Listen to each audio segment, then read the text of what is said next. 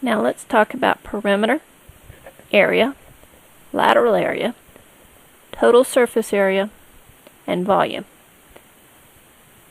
I'm going to begin by talking about this rectangle that you see right here.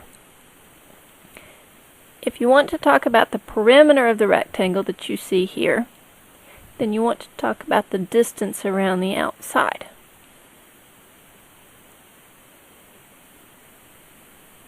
Each of the squares that you see here is 1 inch long.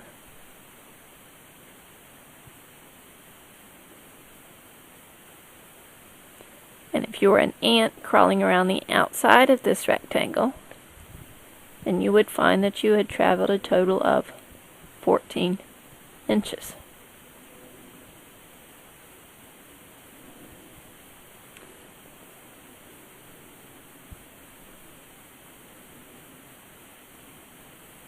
If you want to talk about the area of this rectangle, the area refers to the amount of space inside the rectangle.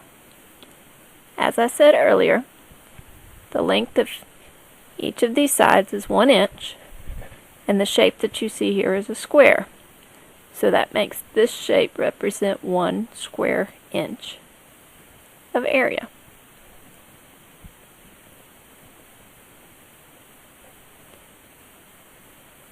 If you want to talk about the area of this rectangle, you can count how many squares you have. 1, 2, 3, 4, 5, 6, 7, 8, 9, 10, 11, 12. The area of this rectangle is 12 square inches. Or you can use the formula area of a rectangle equals length times width. For a rectangle, it really doesn't matter which dimension you use as length and which one you use as the width, because if you rotate the rectangle 90 degrees, then the length becomes the width and the width becomes the length. If you want to use the formula area of a rectangle equals length times width to find the area of this rectangle, then you can do 3 inches times 4 inches. 3 times 4 is 12, and inches times inches gives you square inches.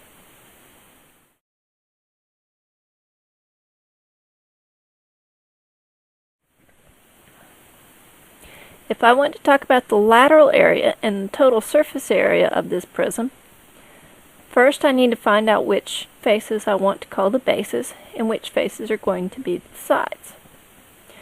For a rectangular prism, it really doesn't matter which faces I want to call the bases. I can call any of them bases.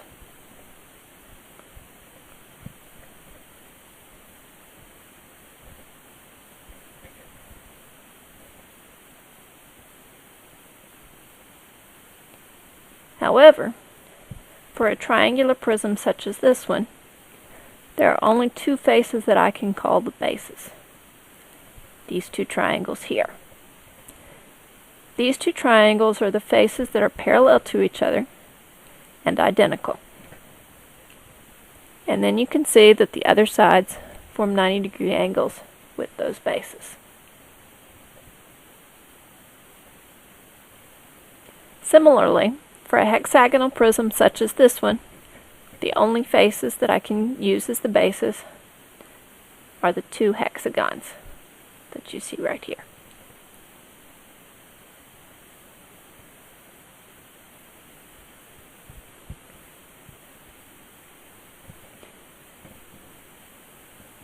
For my rectangular prism, I'm going to use this face as my base because I have already talked about the area and the perimeter of this rectangle.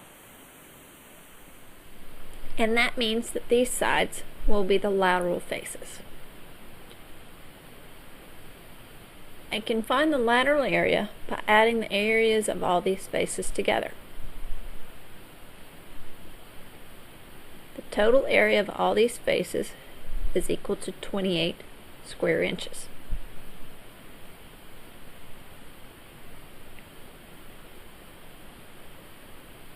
I can also find the lateral area by using the formula lateral area of a prism equals perimeter of a base times height of the prism. Since we already said that the perimeter of this base is 14 inches, and that the height of the prism is 2 inches, we can multiply 14 inches by 2 inches. 14 times 2 is 28, and inches times inches gives you square inches. This tells us that the lateral area of this prism is 28 square inches. Note that this agrees with the answer we discussed earlier. If you want to talk about the total surface area of this prism, then all you need to do is take the lateral area and add it to the areas of each of these bases. Since the area of each of these bases is 12 square inches, that tells us that the total surface area of this prism is 52 square inches. If you want to talk about the volume of an object, then you would be talking about the amount of three-dimensional space that is inside of it. So, if I want to talk about the volume of this box, then I would be talking about the amount of space inside here.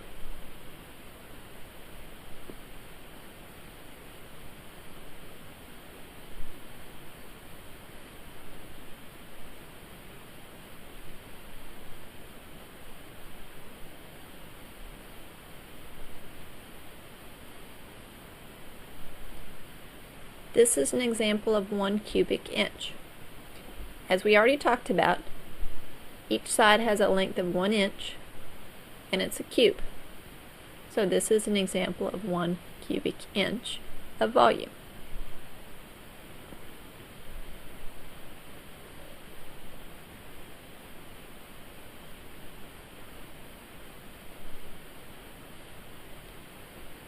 If I want to talk about the volume of this rectangular prism, I can count up how many cubes I have here.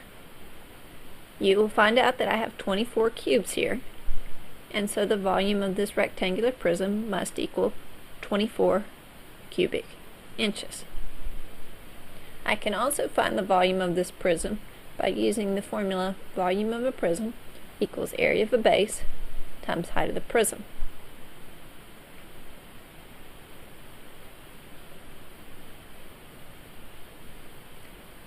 Again, I will use this face as my base, and this edge will be the height of the prism.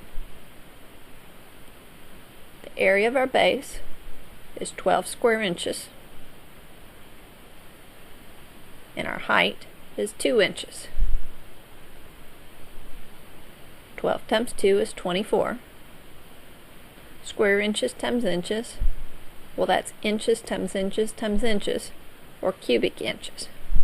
So the volume of our prism here is 24 cubic inches.